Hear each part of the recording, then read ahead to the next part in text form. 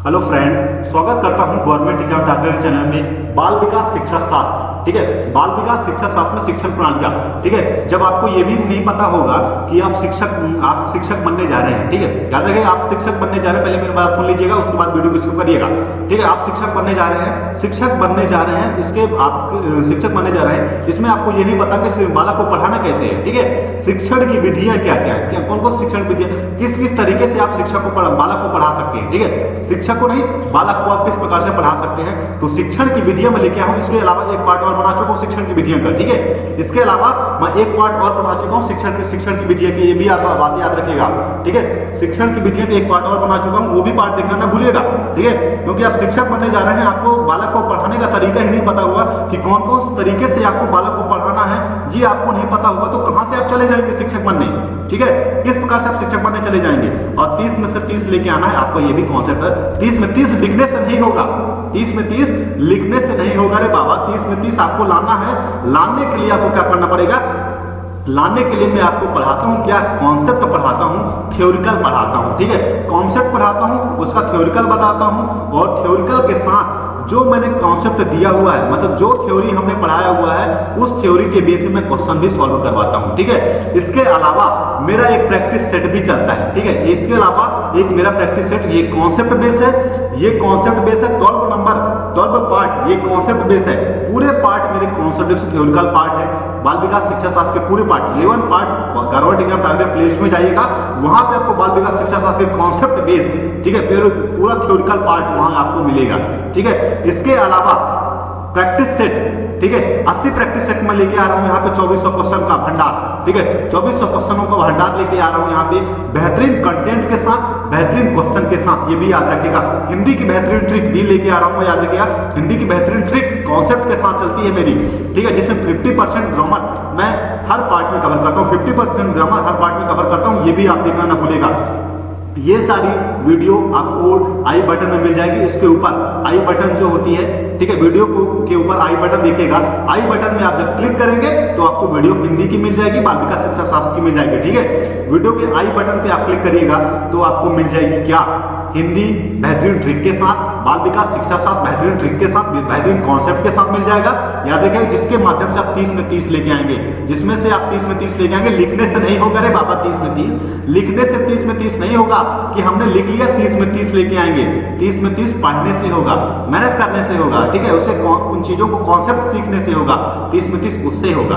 ठीक है, ऐसे 30 में 30 नहीं होगा कि प्रैक्टिस के बस कर लिए बस 30 में 30 लेके आ गए, उससे कॉन्सेप्ट सीखिए। अगर उस क्वेश्चन के बीच से अगर क्वेश्चन पूछ दिया, जो क्वेश्चन दिया हो उसके कॉन्सेप्ट से अगर क्वेश्चन पूछ दिया तो फिर क्या होगा रे बाबा, फिर कुछ नहीं होगा, फिर कुछ नहीं होगा। फिर 30 में लगेगा कि अगर 10 आ जाते, 15 आ जाते तो बाकी के सब्जेक्ट में कवर कर लेता, बाकी के सब्जेक्ट में कवर कर लेता। इससे बेहतरीन ये है, इससे अच्छा ये है कि पहले कॉन्सेप्ट सीख लीजिए, उसके बाद अपना प्रैक्टिस करते रहिए। ठीक है, उसके बाद आपका प्रैक्टिस करते रहिए जो गवर्नमेंट एग्जाम टारगेट कराता है। ठीक है, गवर्नमेंट एग्जाम टारगेट क्या कराता है, प्रैक्टिस भी कराता है और कॉन्सेप्ट भी कराता है, ये भी याद रखिएगा। ठीक है, हिंदी भी कराता है, हिंदी के क्वेश्चन भी कराता है, हिंदी व्याकरण भी कराता है। ठीक है, व्याकरण भी उसी क्वेश्चन के साथ 50% व्याकरण भी, हर पार्ट में 50% व्याकरण में कवर करता हूं। ठीक है, हर पार्ट में मैं 50% व्याकरण कवर करता हूं। इतनी सी बात आपको याद रखना है, अपने दिमाग में स्टोर कर लीजिए। ठीक है, इसके अलावा भी और भी मेरे चैनल में और भी कॉन्सेप्ट की वीडियो बनी हुई है, वो भी आप जाके देख लीजिएगा। ठीक है, तो गवर्नमेंट एग्जाम टारगेट के चैनल में अगर आप नए हैं तो प्लीज चैनल को सब्सक्राइब जरूर करके जाइएगा, सब्सक्राइब आपको करके जाना है। ठीक है, और सेशन अगर पसंद आता है तो लाइक और डिसलाइक करके जरूर आपको बताना है, दोस्तों तक अपने शेयर भी करना है, दोस्तों तक अपने क्या करना है, शेयर करना है। तो शिक्षण की विधियां मैं यहाँ पे लेके आया हूँ कि बालक को आप किस प्रकार से सिखाएंगे, बालक को सिखाने के लिए कौन कौन सी विधियां आप यूज करेंगे। इसके अलावा एक पार्ट और भी है बालक को पढ़ाने के लिए, सिखाने के लिए कि कौन कौन सी विधियां आप यूज करते हैं, वो भी देखना ना भूलिएगा। ठीक है, वो भी देखना ना भूलिएगा रे बाबा, उसको भी देखिएगा। ये नहीं कि ये पार्ट बस देख लीजिए बस हो गया काम खत्म, इसके अलावा उस पार्ट को भी देखना है, उस पार्ट को भी देखना है। गवर्नमेंट एग्जाम टारगेट लिस्ट में जाइएगा, वहां पे आपको चीजें मिल जाएंगी।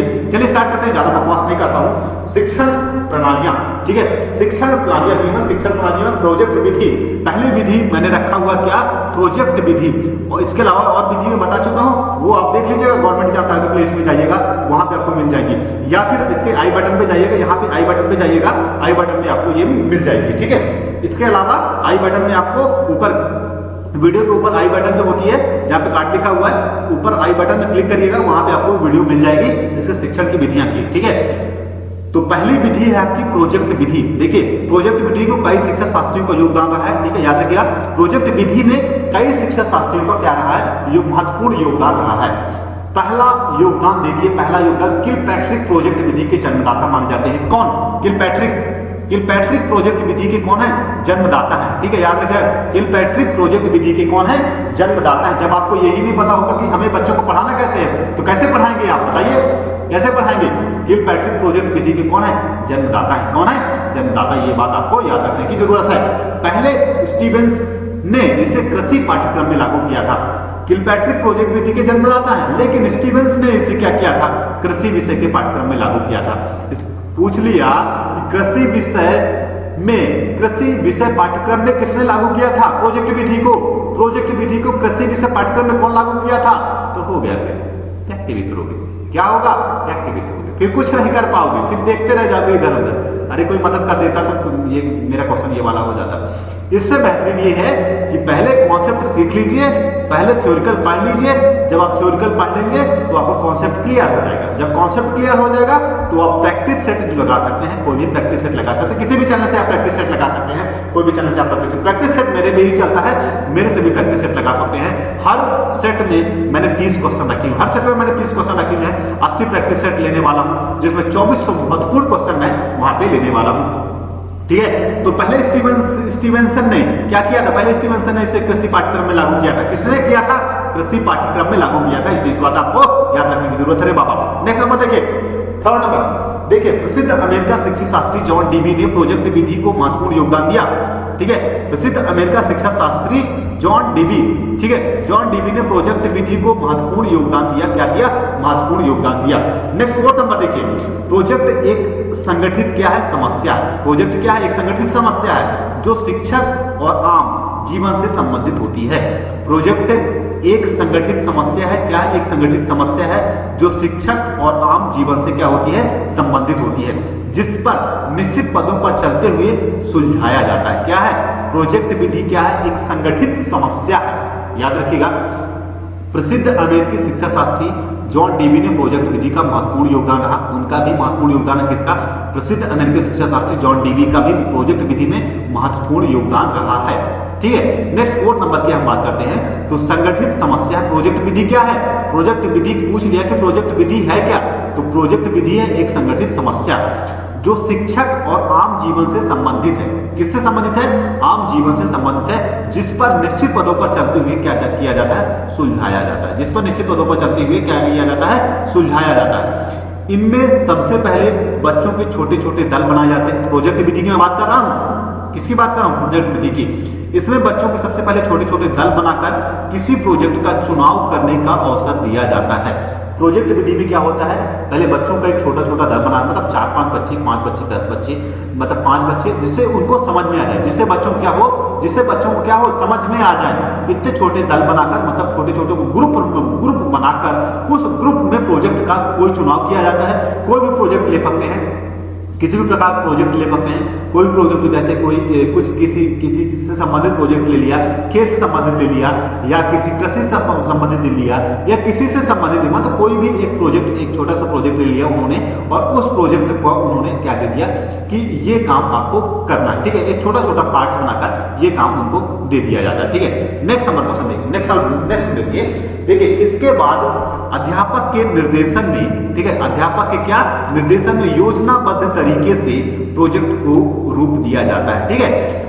क्या होता है? पहले छोटे छोटे दल बनाए जाते हैं, मतलब पार्ट्स बनाए जाते हैं, बच्चों का एक ग्रुप बनाया जाता है। उस ग्रुप में, ठीक है, उस ग्रुप में योजनाबद्ध तरीके से, मतलब योजना के तरीके से, योजनाबद्ध तरीके से कि एक इस काम को हमें करना है, इस काम को हमें क्या करना है, इस काम को हमें करना है। योजनाबद्ध तरीके से प्रोजेक्ट का एक रूप दे दिया जाता है। प्रोजेक्ट को करने के लिए काम दे दिया जाता है बच्चों को, ठीक है, सीखने के लिए उन्हें दे दिया जाता है योजनाबद्ध तरीके से, ठीक है। ऐसा नहीं कि हमने दे दिया कि जाओ ये करके ले आना, ठीक है। अब वो बच्चा करके ले आया, अपने मन से करके ले आया या ना लेके आए, ठीक है। तो अध्यापक के निर्देशन में, ठीक है, अध्यापक की उपस्थिति में योजनाबद्ध तरीके से, मतलब योजना के बद्ध तरीके से योजना को बनाते हुए उस प्रोजेक्ट का एक रूप दे दिया जाता है, उस प्रोजेक्ट को करने के लिए दे दिया जाता है। इस पद्धति में नेक्स्ट नंबर देखिए कि इस पद्धति में बच्चे स्वयं करके सीखते हैं। ये भी बात आपको याद रखने की जरूरत है। सबसे इंपॉर्टेंट फैक्ट ये है कि इस प्रोजेक्ट में बच्चे स्वयं करके सीखते हैं, स्वयं अपने माध्यम से सीख रहे हैं, ठीक है। इस प्रोजेक्ट में बच्चे स्वयं सीखते हैं, अर्थात करके सीखना सिद्धांत पर आधारित है। मतलब ये जो प्रोजेक्ट है, ये जो प्रोजेक्ट है क्या है, करके सीखने के सिद्धांत पर क्या है, आधारित है। करके सीखने के सिद्धांत पर क्या है, आधारित है। इसमें ज्ञान स्थायी हो जाता है। इसमें ज्ञान क्या होता है, जो नॉलेज होता है वो क्या हो जाता है, आपका स्थायी हो जाता है, ठीक है। इसमें जो नॉलेज है, ठीक है, इतनी सी बात आपको याद रखना है कि इसमें जो नॉलेज है, इसमें जो नॉलेज है वो क्या हो जाता है, स्थायी हो जाता है, ठीक है, स्थायी हो जाता है। यह बच्चों की क्या है, करके सीखने की पद्धति है, ठीक है, स्वयं करके सीखते हैं बच्चे। इसमें क्या होते हैं, स्वयं सीखते हैं, अपने से सीखते हैं, करके सीखने की सिद्धांत पर आधारित है। मतलब बच्चा स्वयं करे, ठीक है, करके सीखने की सिद्धांत पर आधारित है, जिससे इसमें क्या होता है, इस ज्ञान क्या होता है, स्थायी हो जाता है। नेक्स्ट नंबर देखिए कि प्राथमिक स्तर पर यह विधि उपयोगी नहीं है।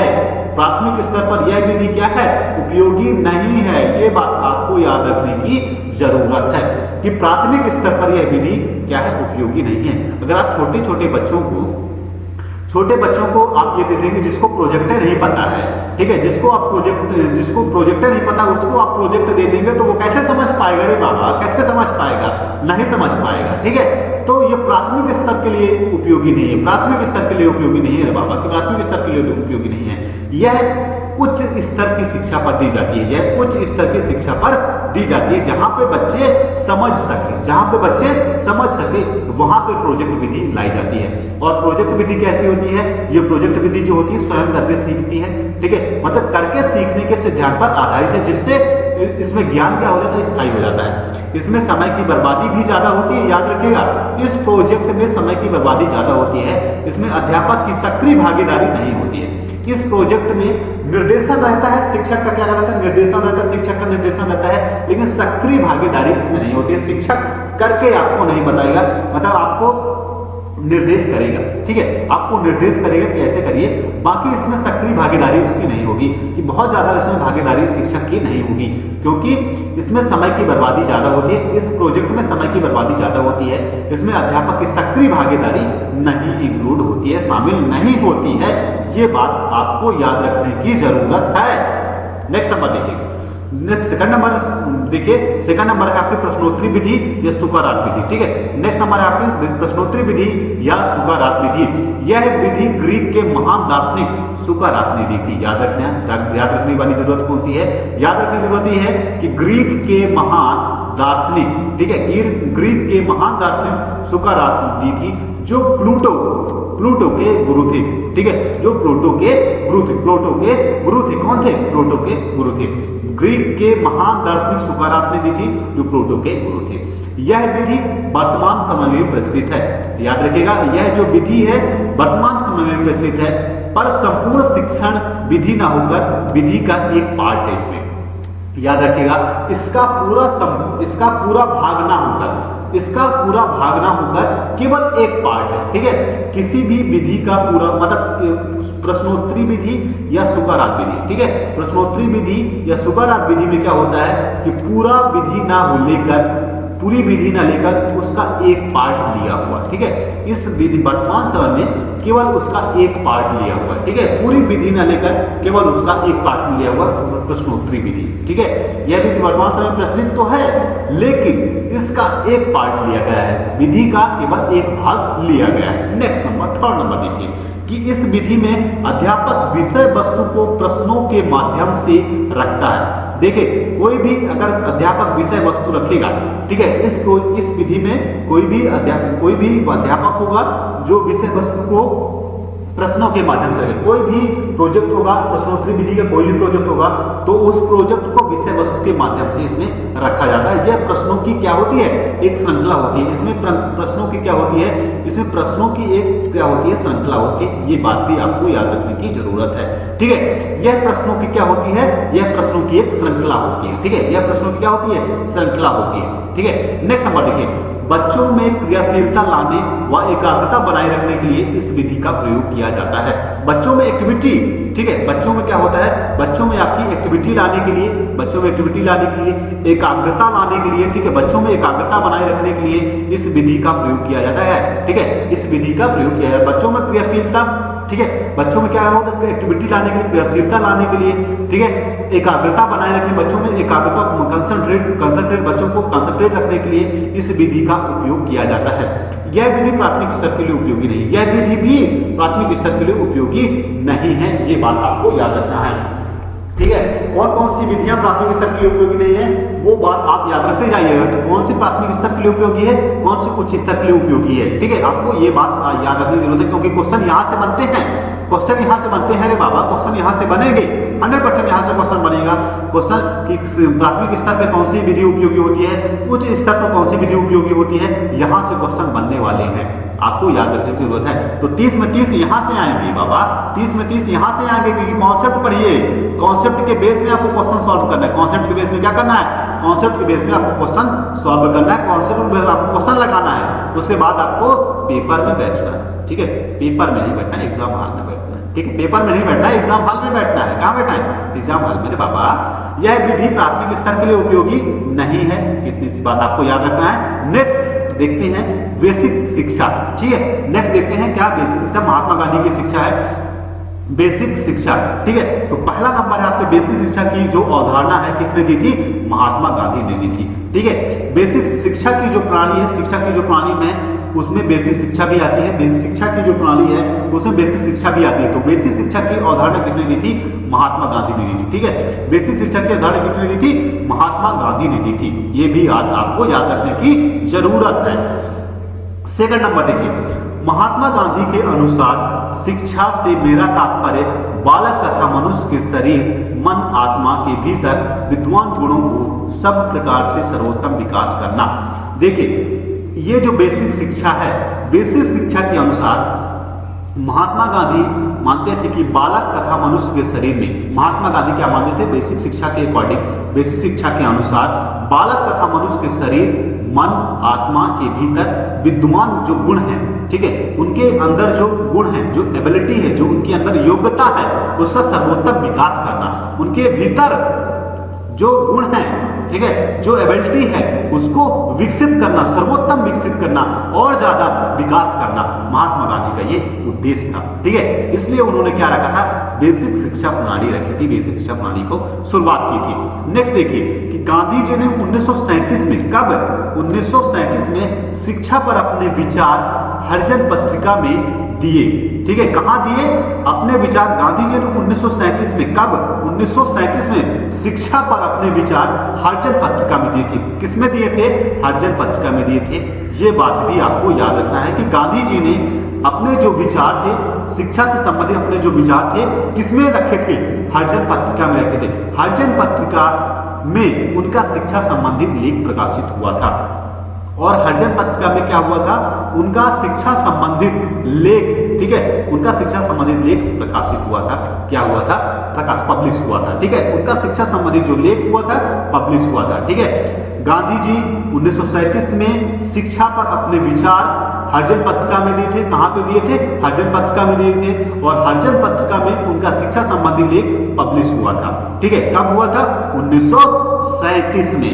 नेक्स्ट नंबर देखिए, फोर्थ नंबर की 1937 में ही गांधी जी के शिक्षा संबंधी विचारों पर वर्धा शिक्षा सम्मेलन आयोजित किया गया। ये भी बात आपको मोस्ट इंपॉर्टेंट याद रखने की जरूरत है कि 1937 में ही गांधी जी ने जो शिक्षा संबंधी अपने विचार पब्लिश किए थे, उन संबंधी विचारों पर वर्धा शिक्षा सम्मेलन को आयोजित किया गया था। ठीक है, वर्धा शिक्षा सम्मेलन आयोजित किया गया था। क्या किया था, वर्धा शिक्षा सम्मेलन आयोजित किया गया था। ठीक है, नेक्स्ट देखिए कि बेसिक शिक्षा में 7 से 14 वर्ष तक के बच्चों को निःशुल्क व अनिवार्य शिक्षा की बात कही गई है।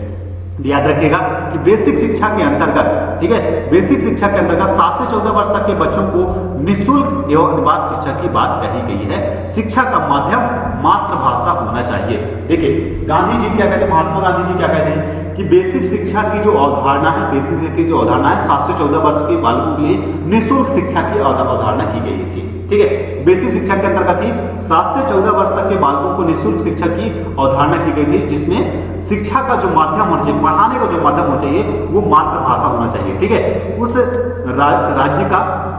राज्य की मातृभाषा होनी चाहिए। ठीक है, उस राज्य की मातृभाषा होनी चाहिए।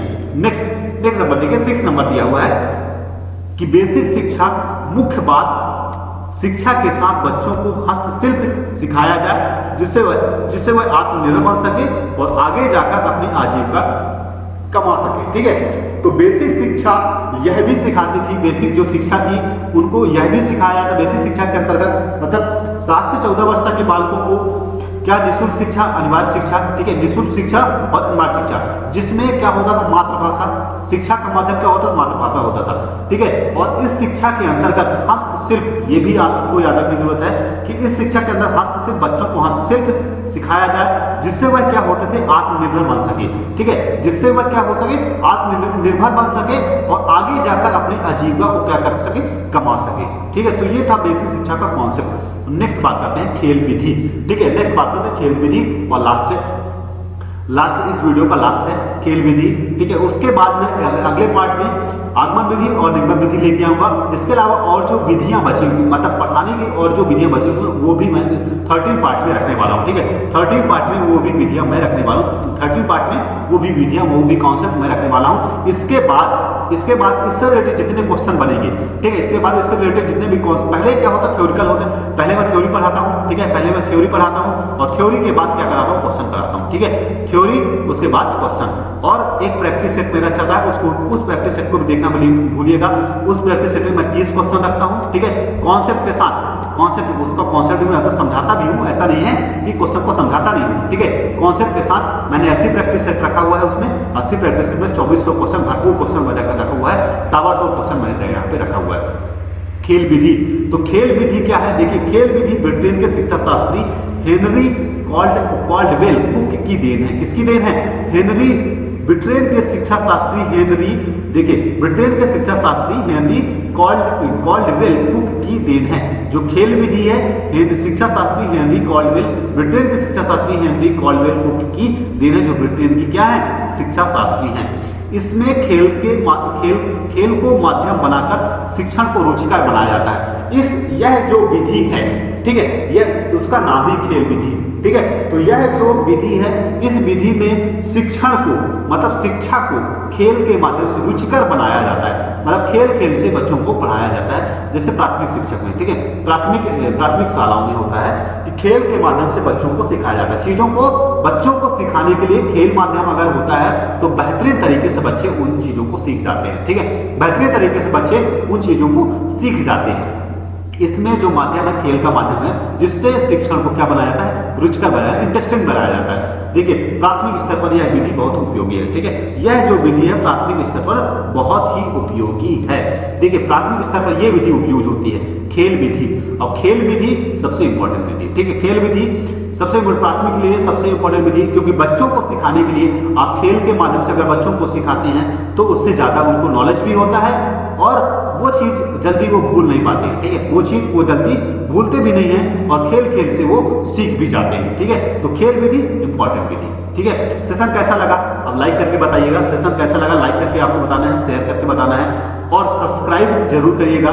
चैनल पे अगर आप नए हैं तो प्लीज चैनल को सब्सक्राइब जरूर करिए। छोटी सी रिक्वेस्ट है आपसे, बहुत बड़ी रिक्वेस्ट नहीं है, छोटी सी रिक्वेस्ट है आपसे कि चैनल को प्लीज सब्सक्राइब जरूर कर लीजिएगा, नोटिफिकेशन बेल पर क्लिक कर लीजिएगा जिससे आपको नोटिफिकेशन मिलता रहे। Thank you so much, have a nice day.